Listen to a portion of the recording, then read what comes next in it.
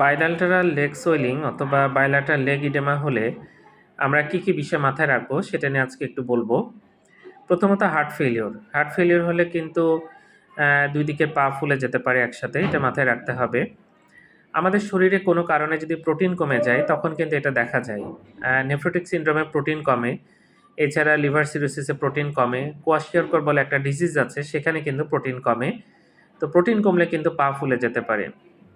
আমাদের লিম্ফ্যাটিক যদি অবস্ট্রাকশন হয় কোনো কারণে, যদি ফাইলেরিয়াসিস হয় অথবা কোনো টিউমার হয়, তাহলে লিম্ফ্যাটিক অবস্ট্রাকশন হলে ২ পা ফুলতে পারে। এটা মাথায় রাখতে হবে।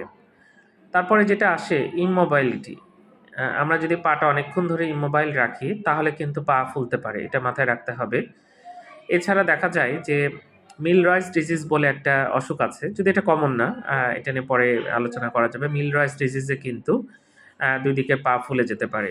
এটা খেয়াল রাখতে হবে। তো আশা করি এরকম হলে অবশ্যই দ্রুত ডাক্তার দেখাবেন। ধন্যবাদ সবাইকে।